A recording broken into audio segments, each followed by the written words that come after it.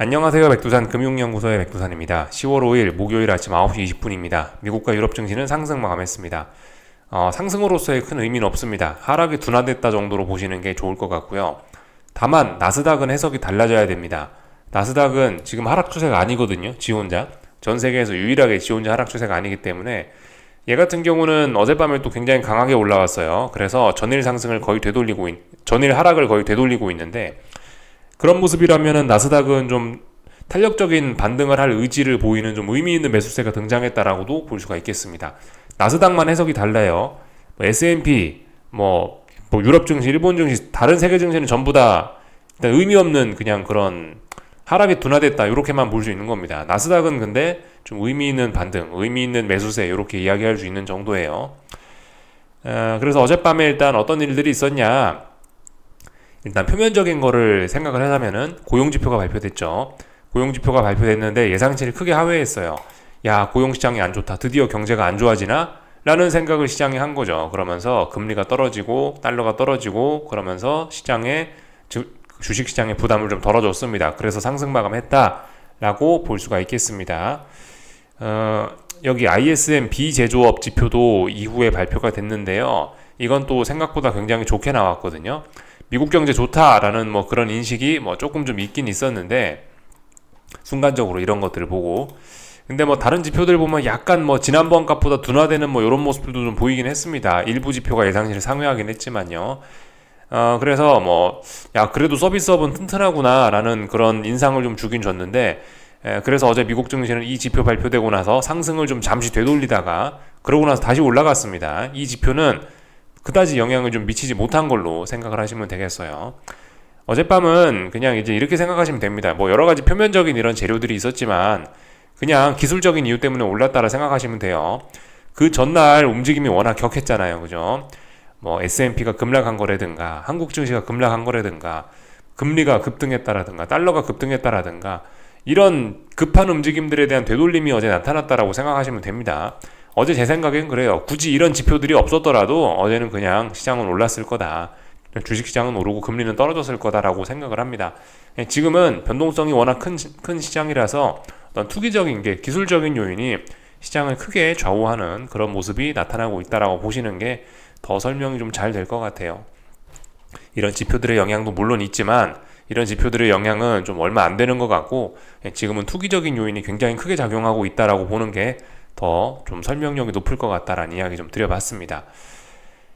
그래서 하여튼 어젯밤에 일단 ADP 고용지표 이런 걸 보고 나서 이 금리 인상 확률은 7%가량 낮아져서 23%로 조금 좀 낮아지긴 했습니다. 이런 점들은 모두 어제 금리가 떨어지는데 일조를 했고요. 금리가 떨어지면서 이 주식시장은 올랐다 이렇게 볼 수가 있겠습니다. 근데 이런 거창한 설명은 필요 없다 그죠? 그냥 그 전날 많이 빠졌기 때문에 올랐다 주식시장은요. 금리는 전날 많이 올랐기 때문에 오늘 떨어졌다. 이렇게 생각하시는 게 가장 그냥 적당한 생각이라 하시면 되겠습니다.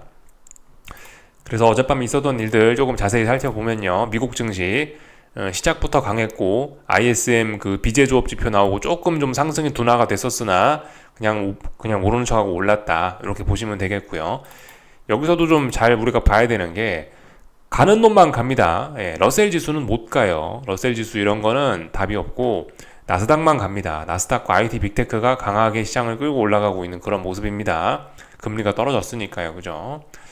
그리고 어제 재밌는 건 국제유가가 폭락을 하면서 에너지 섹터가 많이 하락을 했다라는 게 좀 특징이라고 보여집니다. 하여튼 올랐다. 그죠? 나스닥은 전일 하락을 많이 되돌리면서 좀 의미 있는 상승을 좀 보여주기도 했다. 나머지는 근데 별 의미 없다. S&P나 러셀이나 유럽 증시나 나머지는 별로 반등으로서의 의미는 없다. 하락이 둔화됐다라고 보는 게 좋을 것 같다라는 말씀 드렸습니다. 쭉 다 살펴봤고요. 기술적인 이야기 조금 좀 더 자세히 하자면은 S&P 지수 보시다시피 좀 하락했다가 좀 되돌렸죠. 그래도 조금 좀 의미를 좀 부여할 수 있을지 모르겠습니다. 그래도 장대 음봉에 절반 정도까지는 그래도 올라왔기 때문에 그래도 조금 올라왔다 싶긴 한데요. 아직도 근데 이 장대 음봉의 영향을 좀 많이 받고 있는 그런 자리이고 중요한 저항 자리들을 아직도 많이 끼고 있기 때문에 아직도 S&P는 아래쪽으로 가는 흐름이 여전히 유효한 것 같고요. 당연히 유효하고 이 어제 상승에 그렇게 큰 의미를 부여하기는 좀 어려울 것 같다는 생각입니다. 다만 나스닥은 근데 좀 다릅니다. 나스닥은 보시다시피 아직 이 자리를 끼고 있다는 게 중요해요. 이 자리. 아직 이 자리를 완벽하게 깨지 않았다는 게 굉장히 큰 점입니다. 이 자리를 깨지 않아서 아직도 추세가 아래쪽으로 완전히 붕괴되지 않았으며, 네, 물론 여기서 이 저점을 살짝 낮췄기 때문에 살짝 하락 중이긴 한데요. 근데 일단 그렇게 큰 의미는 없는 그냥 가벼운 하락 정도일 뿐인 거고, 사실상 아직도 상승 추세 중이라고 보는 게, 아직 상승 추세가 끝나지 않았다라고 보는 게 일단 맞을 것 같고요. 하여튼 이 자리 지키고 있는 게 가장 큽니다. 이 자리의 중요성이 너무 커요. 근데 이 자리 아직 지키고 있다는 점에서 아직도 매수세가 굉장히 강하다라는 걸 우리가 알 수가 있는 거고, 그런 점도 고려하고, 또 그리고 이 전일 나왔던 장대 음봉을 절반 자리 이상을 좀 많이 돌파한착했기 때문에 이건 좀 의미가 좀 더 있어 보인다라고 할 수가 있겠죠. 하여튼 전일의 하락을 완전히 극복한 건 아니나 상당히 많이 극복했다. 그렇기 때문에 그래도 좀 의미 있는 매수세라고 할 수는 있겠습니다. 하지만 나스닥이 탄력적으로 반등을 하려면 결국 이 전일 장대 음봉을 완전히 돌파한착해야 탄력적인 반등이 가능한 그림이 나타납니다. 여기까지 좀 볼 수가 있겠어요. 이쯤에서 좀 우리가 좀 한 가지 좀 이제 약간 이제 평상시와 좀 다른 관점으로 좀 하나 좀 볼만한 게 있는데, S&P 기준으로 잠깐 좀 보겠습니다. S&P로 보면 좀 명확하게 보이거든요. 이게 지금 보시면은 여기서부터 시작된 하락이 지금 어쨌든 하나의 파동이 지금 진행이 되고 있는 겁니다. 여기쯤에서 지금 이제 우리가 좀 생각을 해봐야 되는 건, 제가 반등시 매도 전략이라고 말씀드리지 않습니까? 그죠? 반등시 매도 전략. 야, 어제 이것도 반등이지 않냐? 그럼 어제 하락을, 어제 하방 포지션을 진입해야 되는 게 아니냐? 이렇게 생각을 할 수가 있긴 있는데, 제 생각엔 그래요. 이게 아직까지 지금 의미 있는 반등이라고는 한 번도 나온 적이 없어요. 지금 S&P는 여기 9월 14일부터 해서 지금 10월 5일까지 계속 빠지고 있는데 의미 있는 반등이 한 번도 없습니다. 사실 그래서 좀 여러분들이 지금 딱히 할 게 없는 그런 구간이 아닌가 싶어요. 뭐가 의미 있게 여기서부터 여기까지 빠지던 여기서부터 이렇게 빠지고 있는 이 한 파동의 하락이 끝나고 의미 있게 좀 이렇게 올라와야, 그래야 이제 반등시 매도 전략이고 뭐고 하는 게 좀 맞다라고 생각을 하지. 지금 이 작은 이 하나의 파동 내에서 지금 찔끔찔끔 이거 움직이고 있는데, 이거를 반등시 매도 전략이라고 하면서 매일매일 막 밤을 새고 봐가면서 진입을 하려고 하는 건 제 생각에는 일단은 별로 그렇게 득이 되는 것 같지는 않다라는 생각입니다. 지금 이런 자리에서 여러분들이 잘 진입을 해봐야, 만약에 이제 의미 있는 반등이 나오잖아요. 그러면 전부 다 그냥 또다시 여러분들의 그 하방 포지션 그 매수 단가는 굉장히 이런 자리에서 들어가면 별로 일단 좋지는 않은 거기 때문에 금방 또다시 마이너스로 전환될 수 있고, 또다시 또 쓴맛을 볼 가능성이 높아서 이런 자리에서 움직이는 건 좀 별로 좋은 것 같지는 않다. 의미 있게 좀 뭐가 올라와서 하나의 좀 파동이 좀 그려지는 만큼의 좀 그런 게 나타나면은, 그럼 이제 좀 하는 게 좋지 않겠냐라는 생각이에요. 지금은 어쨌든 보시다시피 이게 한 파동으로 쭉 여기까지 연장이 되고 있는 겁니다. 그리고 아직 지금 이 한 파동이 이게 끝났는지 안 끝났는지도 아직 알 수가 없는 그런 상황이기 때문에, 일단 조금 더 지속될 가능성이 좀 있어 보이긴 하는데, 근데 일단 지금 상황에서 보면 일단 거의 한 파동이 끝나가는 시점이 지금이 아니냐라는 생각이 좀 들어요. 아직 확인된 건 아니지만 저의 생각은 이제 여기쯤에서 이제 이렇게 하락하는 한 파동이 끝난 게 아닌가라는 생각이 좀 조심스럽게 좀 들긴 합니다. 어제 금리 폭등했었죠. 한국 증시 폭락하는 꼬라지.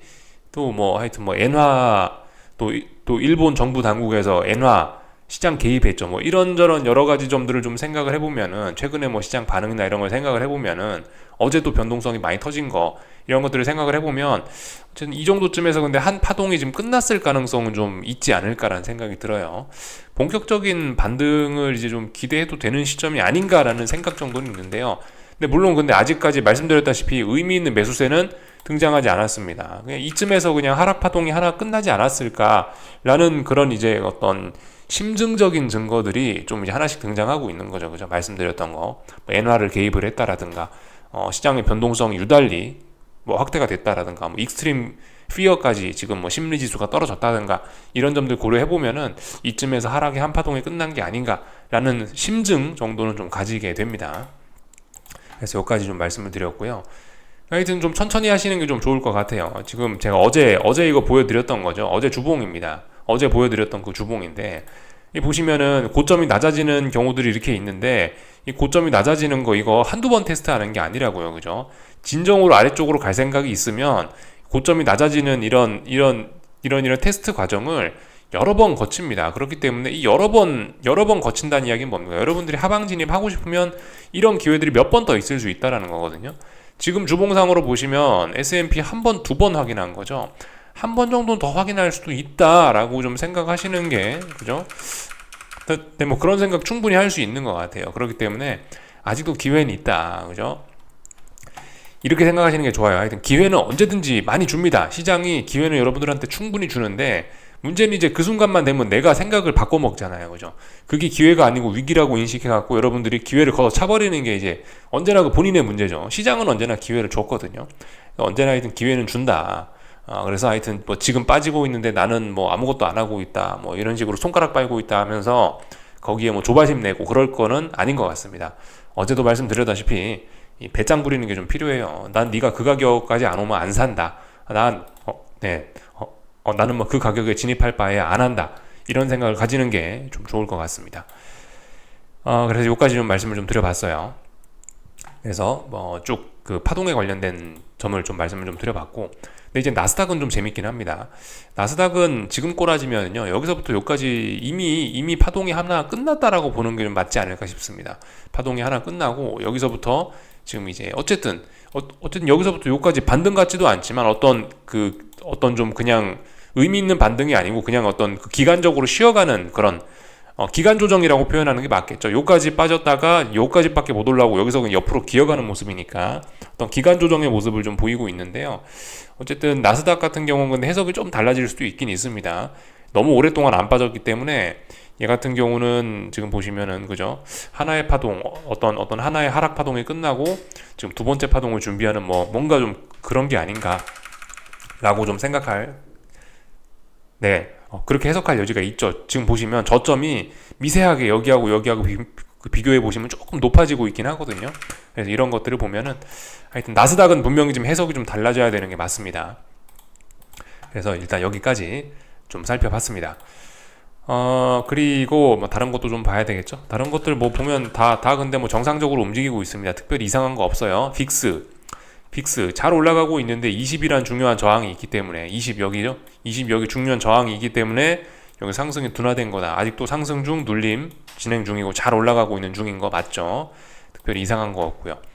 애플 잘 올라가고 있습니다. 애플 같은 경우도 지금 보시면 어떤 뭐 이렇게 시작된 하락 N자 한 파동이 끝난 게 아닌가. 이런 식으로 해서 일단 하나 끝나고 나서 지금 더 이상 안 빠지고 있는 이런 모습 보이고 있는데요. 그래서 지금 좀 의미 있는 반등을 하려고 하는 그런 모습입니다. 그러니까 애플은 아직도 강하다고요. 나스닥은 아직도 강한 이유가 여기에 있습니다.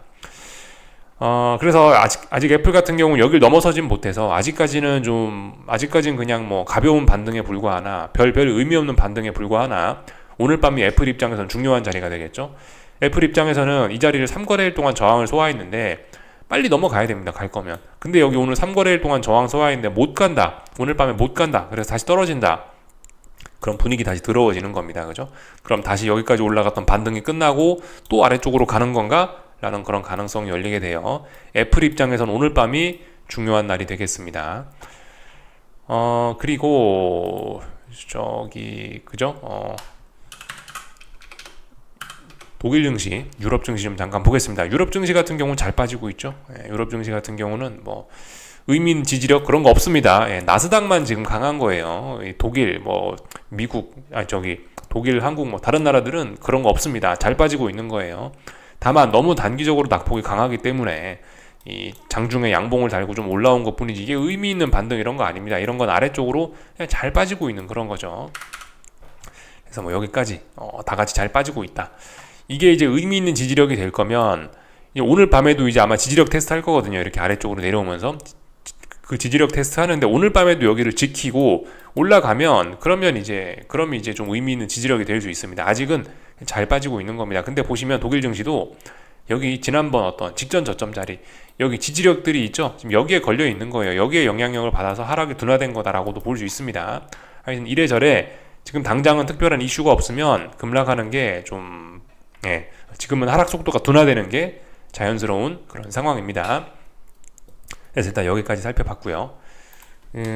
금리와 달러 체크해야 되겠죠. 금리, 10년물 국채금리 보시다시피 전일 급등했던 거에 대한 되돌림, 그렇기 때문에 증시가 올랐던 거죠. 너무나 잘 조정 나온 거예요. 금리의 상승세는 계속되려는 모양입니다. 계속 더 연장될 생각이 있나 봐요.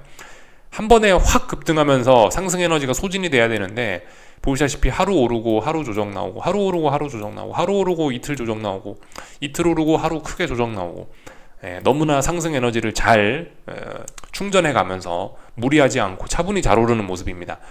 물론 매일매일 움직임은 굉장히 격합니다만은 전반적으로 높은 변동성 안에서도 차분하게 잘 올라가고 있어요. 그래서 어제 아시아 장중에 4.9까지 찍었었네요. 그죠? 굉장히 높게 찍었었고 5%도 이제 뭐 눈에 보이는 그런 시점입니다.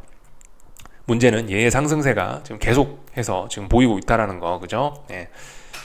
이거 쉽게 끝날 상승이 아닙니다. 이렇게 어젯밤에도 차라리 대폭등하는 게 나았을 수 있는데, 어젯밤에 금리가 대폭등하면서 차라리 오늘쯤 패닉을 맞이하는 게, 어젯밤에도 금리 대폭등했으면 오늘 시장은 지금 이 시간은 완전 엄청난 패닉이겠죠. 완전 블랙 서스데이, 그죠, 어두운 목요일, 하여튼 굉장한 목요일이라는 그런 칭호가 붙었을 텐데, 근데 그죠, 보시다시피 오늘 이 시장은 약간 좀 쉬어가고 있습니다. 그렇기 때문에 하여튼 이런 흐름은 오히려 더 가속화되고 오히려 더 지속성이 좀 높아질 수 있습니다. 잘 봐야 되겠죠. 2년물 금리는 어젯밤에도 크게 떨어졌습니다. 왜냐? 고용지표 보고 이 금리 인상 확률이 좀 떨어졌기 때문에, 30%였던 금리 인상 확률이 23%로 떨어졌기 때문에 2년물 금리는 또 찔끔 또 내려왔는데요. 하여튼 계속해서 여기서 놀고 있긴 한데, 일단 지금 분위기상으로 봤을 때는 일단 계속 또 얘도 좀 올라갈 것 같긴 합니다. 물론 기술적인 모습으로 보면은 단기적으로 3중 고점형 만드는 모습이긴 하거든요. 근데 그렇긴 한데 지금 죽어야 될 때에서 또 계속해서 또 잘 죽지는 않고 있는 모습이고, 그래서 일단 하여튼 그렇습니다. 기술적으로는 가야 될 때 못 갔어요. 위로 올라가야 될 때 못 가고, 어젯밤에 고용지표 때문에 하락을 맞는 바람에 얘가 일단 올라가지 못해서 또다시 답답한 구간 안에 갇혀졌는데, 그렇다고 지금 아래로 내려가는 거냐? 그것도 아직 지지선을 깨지는 않았기 때문에 그것도 아니죠. 그래서 이도저도 아닌 구간 안에 좀 갇혀 있는데, 근데 10년물 국채금리가 계속해서 힘을 좀 잘 아껴 쓰면서 추세적으로 잘 가고 있는 꼬라지를 봤을 때 2년물 국채금리도 결과적으로 얘도 일단 조금 좀 더 올라가야 되지 않을까라는 생각이 좀 들긴 해요. 일단 기술적으로는 근데 가야 될 때 못 가서 좀 굉장히 흐름이 답답해졌습니다. 여기까지 보면 될 것 같아요. 2년물 국채금리는 아직도 그래서 방향성이 가야 될 때 못 가서 좀 다시 좀 미정으로 그렇게 좀 바뀌었습니다. 자, 달러 인덱스인데요. 달러 인덱스는 여기 이제 107자리, 그죠? 107자리 저항 맞아가지고 이 상승이 좀 둔화가 되고 있는데, 예전에 급등했던 것 때문에 보시다시피 이거래일제 조정 보이고 있는데, 아직까지는 가벼운 기간 조정 정도로 보입니다. 가벼운 기간 조정, 그죠? 가격 조정, 이까지 팍 내려오는 그런 가격 조정이 아니고 기간 조정으로 보입니다. 잘 움직이고 있어요. 그래서 또 올라갈, 얘도 결과적으로 10년물 국채금리와 비슷하게 힘 조절 잘하고 있는 거예요. 올라가야 될 때, 그 상승할 때 필요한 힘이 있는데 그 힘을 이렇게 잘 충전하면서, 이렇게 음봉 나오거나 조정 나오는 건 어떤 힘의 어떤 충전, 이런 걸로 볼 수가 있겠죠. 아직까지는 매도 세력의 어떤 매집 그런 걸로 보긴 좀 어려움이 많습니다. 잘 올라가고 있다, 이렇게 볼 수가 있겠습니다. 그래서 어떤 추세적인 시장의 불안감은 계속될 수 있겠구나 생각을 하시면 될 것 같아요. 요까지 봤고요. 국제유가 좀 봐야 되겠는데, 국제유가는 이제 어제 밤에 보시면 폭락을 했습니다.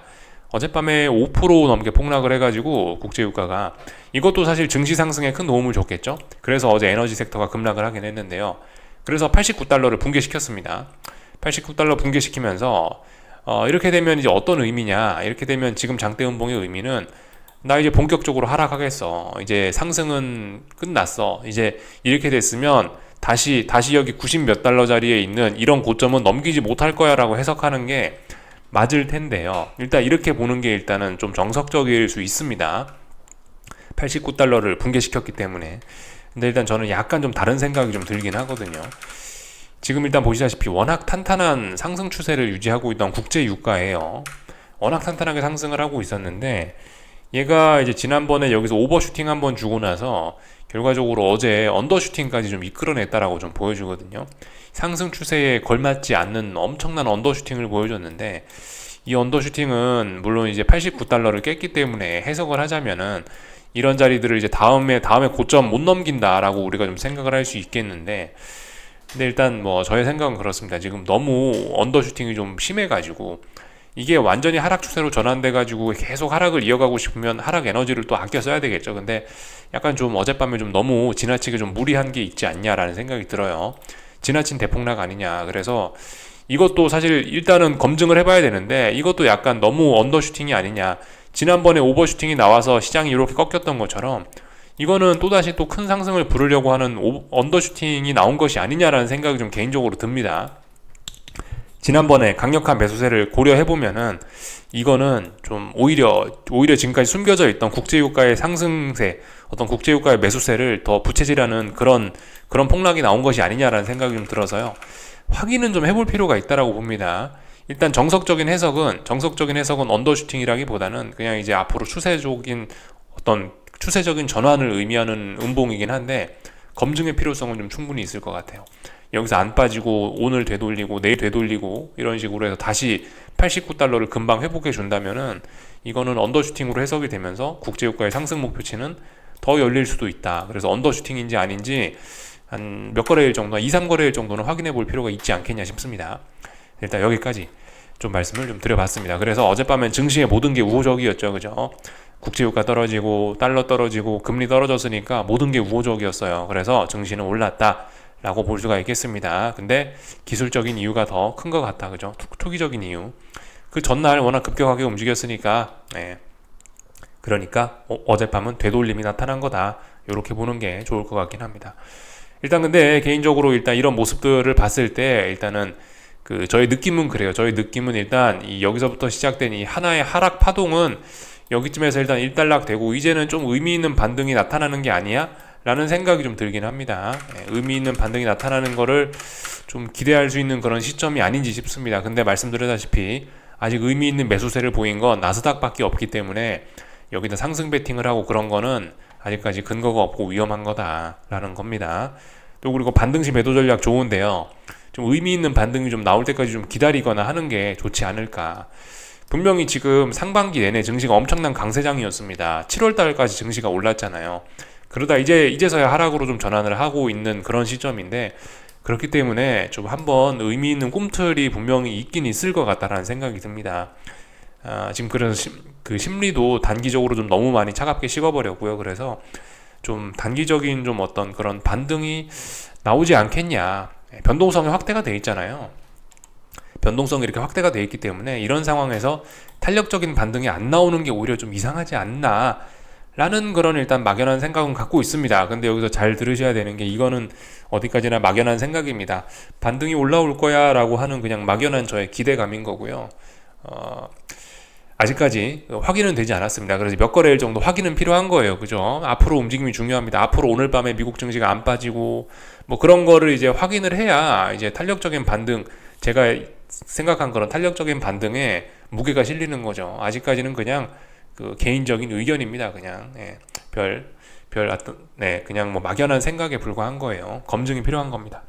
국제유가 2, 3거래일 동안 검증하듯이 주식시장도 이게 이제 어떤 그 하락의 한 사이클이 끝났는지 이제 검증이 좀 필요해 볼 만한 검증이 필요한 그런 시점인 것 같습니다.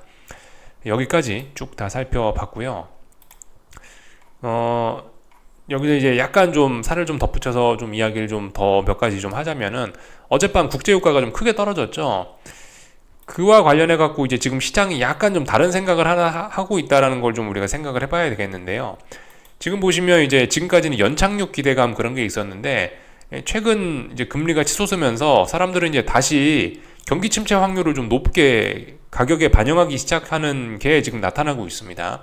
경기 침체 확률이 다시 높아지면서 경기 침체 오는 게 아니야 라는 그런 우려가 시장에 살살살 등장하고 있어요. 지금 그런 우려 때문에 국제유가도 어젯밤에 급락을 했다라고 볼 수도 있겠습니다. 국제유가 경기 침체되면은 국제유가 그 원유 수요 줄어들 거 아니에요. 그렇기 때문에 어젯밤에 어떤 경기 침체 우려 그런 걸로 인해서 국제유가가 하락으로 전환됐다라고도 일단 이렇게 볼 수 있을 것 같은데요. 요즘 요게 좀 새로 등장한 그런 생각인 것 같습니다. 고금리, 고금리가 계속 지속되고 있다 보니까 연체율과 부도율이 높아지고 이로 인해서 경기 침체가 오는 거 아니야? 라는 생각이 시장에 슬슬 퍼지기 시작했어요. 아직까지 근데 뭐 명확하게 이제부터 경기 침체야라고 하는 뭐 그런 어떤 의미 있는 뭐 그런 어떤 이벤트는 아직 없죠. 뭐 은행이 망했다라든가 뭐 누가 파산을 했다라든가 아직 그런 눈에 띄는 이벤트는 벌어지지 않았습니다. 근데 하여튼 시장 참가자들이 슬슬 경기 침체 우려를 생각을 하고 있는 것 같다라는 걸 좀 우리가 생각해 봐야 될 것 같아요. 요게 뭐냐면은 이제 그 일드 커브를 바탕으로 해서 그러니까 10년물, 2년물 뭐 장단기 금리 차 그런 거 말하는 거겠죠. 일드 커브를 바탕으로 했을 때 경기 침체 확률이 어떻게 되냐 봤을 때 막 굉장히 많이 높아지고 있죠. 이런 것들 생각을 해보면은 지금 경기 침체 확률이 어쨌든 굉장히 좀 높게 올라온 게 맞긴 맞습니다. 거기에 더해서 뭐 이 보시다시피 뭐 미국의 신용카드 연체율인데 이런 것도 뭐 굉장히 많이 치솟고 있고 조금만 더 치솟으면 웬만한 위기 직전에 웬만한 어떤 경기 침체 직전의 수준이 되거든요. 아직은 조금 좀 낮은 편이긴 합니다. 하여튼 그래서 지금 이런 걸 보면서 세상 사람들은 경기 침체 우려를 다시 떠올리고 있다라는 겁니다. 어제 보여드렸던 데이터들 좀 몇 가지 좀 있긴 있는데 하여튼 그래요. 지난번에 시장 참가자들이 너무나 많이 그 연착륙 언급을 하긴 했어요. 이게 뭐냐면 연착륙 언급하고 나서 그 연착륙에 대한 기대감이 높아지고 나서 꼭 다음에 경기 침체가 왔다라는 걸 보여주는 그런 데이터인데요. 이번에 연착륙에 대한 기대감이 좀 굉장히 많이 심했긴 했죠. 그죠? 연착륙 노래를 부르고 골디락스 그랬잖아요. 이런 상황이 좀 심리적으로 좀 가장 위험한 어떤 경기 침체 직전일 수 있는데 하여튼 뭐 그런 데이터도 좀 나타나고 있으니까 지금 시장 참가자들이 다시 경기 침체 가능성을 슬슬 생각을 하고 있다라는 거 우리가 좀 알았으면 좋겠고요. 그 와중에 이제 애플이나 IT 빅테크와 나스닥은 강하잖아요. 그죠? 이런 부분은 사실 좀 애플의 뭐 물론 실적은 뭐 조금씩 둔화가 되고 있으나 하여튼 IT 빅테크와 이런 대기업들은 여전히 돈을 잘 벌고 있다는 게 또 그리고 고금리에 대한 부담이 전혀 없다는 게 사실 아직도 나스닥과 애플과 이런 친구들이 강한 이유이기도 합니다. 사실 어제 보여드렸다시피 러셀 지수에 상장된 뭐 30-40%의 기업 같은 경우는 이익이 없습니다. 걔네들은 이제 이익이 없기 때문에 확실히 이제 러셀 지수가 많이 침체가 되고 있고 흐름이 안 좋은데 근데 아시다시피 IT 빅테크와 나스닥 그 애플 같은 경우는 아직도 이익이 좀 둔화되고 있을지 모르겠지만 여전히 돈은 잘 벌고 있단 말이죠. 또 그리고 높은 이자 비용도 없어요. 얘네 같은 경우는 자기네들의 이 높은 신용도를 기반으로 해서 채권 발행해갖고 아직도 금리도 굉장히 낮은 수준으로 자금 조달을 잘 하고 있단 말이죠. 그래서 얘네 같은 경우는 사실 너무나 튼튼하긴 합니다. 그래서 나스닥과 애플이 아직도 안 빠지고 잘 버티는 걸 수도 있긴 하죠. 그래서 그런 점들을 좀 우리가 좀 생각을 해봐야 될 필요가 있습니다. IT 빅테크와 나스닥은 강하죠, 그죠? 근데 이제 중소형 기업들이 어렵고 그런 거죠. 그런 현재 상황을 좀 우리가 알고 넘어가야겠다. 이게 근데 지금 이제 미국의 대기업과 미국의 중소형 기업 관점에서 이렇게 말씀을 드린 건데 이거를 이제 글로벌적인 관점에서 봐도 근데 비슷한 상황이긴 합니다. 미국은 좋죠, 아직까지. 미국도 물론 앞으로 이제 미래가 좀 불투명해서 그렇지 지금은 좋습니다. 근데 다른 나라들은 이미 맛이 갔죠. 뭐 유럽, 뭐 중국, 뭐 한국, 뭐 일본은 아직도 좀 괜찮은 것 같고 다른 나라들은 좀 맛이 갔습니다. 이런 것도 어쨌든 좀 현실이긴 해요. 재밌는 일들이 많이 벌어지고 있습니다. 그래서 지금 아슬아슬한 그 순간에서 지금 시장은 줄타기를 하고 있는 그런 모습입니다. 여기까지 쭉 살펴봤고요. 오늘 한국 증시는 일단은 어제 단기낙폭 과대했죠. 어제 단기낙폭 과대했으니까 일단은 그리고 미국 증시가 상승했으니까 하락은 분명히 둔화가 되긴 될 겁니다. 근데 하락이 둔화가 된다는 거지 그게 반등을 의미하는 건 아니거든요. 어떻게 될지는 아직 모릅니다. 지금 한국 증시는 해야 될 지금 매우 자연스러운 일들을 하고 있는 거예요. 하락세가 워낙 우세하기 때문에 갭상승 출발했으면 아래쪽에 지지력 테스트하는 게 자연스러운 상황입니다. 지지력 테스트하고 있고요. 여기서 음봉으로 마감이 될지 양봉으로 마감이 될지 어떤 모습으로 마감이 되느냐에 따라서 또 장 막판에 해석은 좀 달라질 수 있겠죠. 한국 증시는 분명히 약합니다. 그런 점들을 좀 생각해 봐야 되고 강한 건 나스닥이죠. 그죠? 하여튼 잘 빠지고 있는 거고요. 하여튼 얘도 이쯤에서 한번 그런 생각을 해봐야 돼요. 9월 15일부터 해서 나스닥 제가 좀 전에 S&P 설명드렸죠. 9월 15일부터 해갖고 지금 10월 5일까지 쭉 빠졌어요. 시원하게. 쭉 빠졌는데 이 중에 가장 강력한 하락이 어제 나타났던 거고, 얘 같은 경우도 이쯤에서 여기서부터 빠진 이 한 사이클의 하락이 끝난 게 아닌지 의심 정도는 좀 해볼 시점이라고 생각합니다. 그래서 조금 탄력적인 반등이 올라올 수 있는 게 아닌지 그런 걸 기대할 만한 자리라고 생각을 하긴 해요. 아직까지 근데 그 반등을 할 만한 의미 있는 그런 매수세는 보이지 않습니다.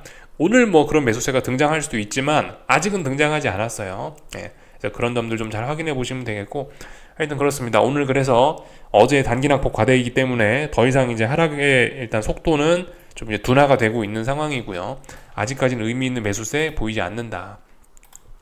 이런 거 좀 우리가 좀 볼 수가 있겠고요. 참 옛날 생각이 나서 참 잠깐 옵션 얘기 좀 할까 하는데, 보통 이제 이런 상황에서 이제 일반적인 개인 투자자들이라면 폭락을 했었기 때문에 야, 폭등도 가능하다 이러면서 콜옵션을 막 매수하시는 분들이 계시긴 하시거든요. 반등에 베팅하면서, 물론 지금 반등에 베팅하는 것 자체가 굉장히 위험한 거라고 말씀을 드리고 있지만, 아무튼 예전에 옵션 했을 때 저를 생각을 해보면은 많은 분들이 아직도 탄력적인 반등을 굉장히 크게 기대하고 거기에 베팅을 하고 있을 거라는 생각이 드는데요. 지금 딱 봐도 보이지 않습니까? 이 개인 수급에도요. 그 코스피 개인 3천억 매수하고 있고 콜옵션 22억 매수하고 있죠. 이런 거 보면 딱 개인들의 전형적인 생각이 보이는 모습이긴 한데요. 물론 뭐 저도 그랬습니다. 네. 물론 저도 뭐 예전에 그렇게 생각을 하고 좀 많이 그렇게 했는데, 하여튼 지금 탄력적인 반등을 기대하는 게 일반적인 사람들의 심리이긴 해요. 그러면서 막 콜옵션을 사는데, 이런 때는 탄력적인 반등을 기대하면서 콜옵션을 사는 게 아니고, 제 생각엔 그래요. 아예 아무것도 안 하는 게 좋지만 굳이 옵션 뭘 하고 싶으면은 살이 통통하게 찐 풋옵션 매도를 하는 게 차라리 단타에서는 조금 더 수익률이 좀 나을 수 있다라는 생각이 좀 듭니다. 콜 매수는, 여기서 콜은 안 살아날 가능성이 높아요. 여기서 콜은 시장이 아무리 탄력적인 반등을 해도 좀 살아나기가 좀 어렵습니다. 이게 이렇게 생각하시면 좋은데, 콜이 지금 보시다시피 개박살이 났죠. 이게 이렇게 생각하시면 돼요. 스프링을 누른다라고 생각하시면 되는데, 스프링을 적당히 누르면 스프링의 탄력이 살아있기 때문에 탄력적으로 튀어오를 수 있습니다. 탄력적으로 튀어오를 수 있는데, 근데 지금 콜옵션 같은 경우는 스프링이 적당히 눌린 게 아니고 스프링이 탄력을 잃을 정도까지 너무나 지나치게 이 압력이 강했던 거예요. 그래서 지금 같은 상황에서는 탄력적으로 튀어오르지는 잘 못합니다. 통상적으로 콜옵션이 튀어오르더라도 탄력이 좀 떨어져서 조금 띠용하고 그냥 살짝 반등이 나오는 정도밖에 안 올라와요. 그래서 일반 개인 투자자들이 기대했던 그런 콜대박 시세는 통상적으로 좀 잘 안 나오는 경향이 많다라는 거 생각을 해봐야 됩니다. 차라리 이런 상황에서 지수가 탄력적으로 올라올 것 같다라 생각하시는 분들은 옵션을 굳이 하시고 싶으시면은 풋옵션 매도를 조금 해보는 게 나을 수 있다. 근데 아시다시피 지금 상황에서 풋 매도 잘못하면은 이제 한 방에 이제 길거리에 나앉을 수도 있는 어마어마한 위험이 있기 때문에 지금 상황에서는 옵션은 안 건드리는 게 좋지 않겠냐라는 게 일단 전반적인 생각입니다. 옛날에 제가 생각이 좀 나가지고 말씀을 좀 드려봤고요. 특별히 다른 건 없는 것 같습니다. 환율 좀 보겠습니다. 환율은 어제 일단 상승의 목표치 1차로 일단 터치했고요. 61원, 62원짜리 일단 한번 터치했고, 조정 나오고 있습니다. 너무 멋진 조정이죠. 상승 추세 중에 건전한 조정 나오고 있습니다. 여기서 중요한 건 이제 이 41원, 42원 자리가 중요한데요. 이 자리는 터치 안 하는 게 좋겠죠. 진짜 좋은 조정이라면 41원, 42원 지난번 전고점 자리 여기는 터치 안 하는 게 가장 좋을 겁니다. 하여튼 힘 조절 잘해가면서 움직이고 있다. 코스피도 힘 조절 하락하고 있는데 힘 조절 잘해가면서 양봉 섞어가면서 하락 속도 둔화시켜가면서 속도 조절 잘해가면서 빠지고 있고, 코스닥도 그렇고 그렇습니다. 이 환율도 속도 조절해가면서 잘 오르고 있고 그렇습니다. 그래서 아직까지 그런 추세는 변함이 없다. 다만 심증상으로 어떤 탄력적인 증시의 반등 혹은 뭐 어떤 금리의 좀 큰 조정, 달러의 큰 조정 이런 걸 좀 기대해 볼 수 있는 그런 때는 아니겠냐라는 생각이 듭니다. 앞으로 이 생각은 좀 확인해 보자고요. 삼성전자는 뭐 지금 오늘 또 빠지려고 하고 있지만 결과적으로 여기 직전 저점 여기 전저점 자리 지지력들이 아직 많이 있기 때문에 당장 뭐 시장이 대폭락하거나 뭐 그럴 것 같지는 않다라는 생각입니다. 하여튼 이 자리 지지력 테스트하고 있네요. 그래서 오늘 지금 아침 9시 50분 55분밖에 안 됐는데 하루 종일 보면 됩니다. 하루 종일 이게 종가는 아닐 거예요. 그죠? 하루 종일 봐서 얼마나 지지력이 있는지 오늘 그런 거 확인하시면 됩니다. 하이닉스는 야 엄청나게 강하네요. 하이닉스는 결과적으로 지난 몇 거래일 동안 여기서 간당간당하게 절벽 끝에서 또 일단 살아나는 모습입니다. 정말 대단하네요. 하이닉스 강하긴 강합니다. 위기를 또다시 넘기는 모습. 그러나 어딘가 또 위쪽에 저항도 넘어가야 가는 거죠. 계속해서 답답한 모습. 위기를 한번 극복은 했습니다. 중요한 지지선 여기를 지금 하나, 둘, 셋, 넷 이것까지 쳐야 되나? 하여튼 뭐 거의 4번, 5번째 건드리고 있기 때문에 이제는 빨리 가야 됩니다. 예. 더 이상은 자꾸자꾸 아래 건드리면 안 되는데 하여튼 어째 또 살아났네요. 위기를 일단 극복하는 그런 모습이네요. 하여튼 뭐 코스닥은 너무나 잘 빠지고 있어서 에코프로 친구들 너무 잘 빠지고 있어서 차분하게 뭐 특별히 더 드릴 이야기는 없고요. 여기까지 하겠습니다. 궁금한 거 리플 남겨주시고 여기서 마치겠습니다.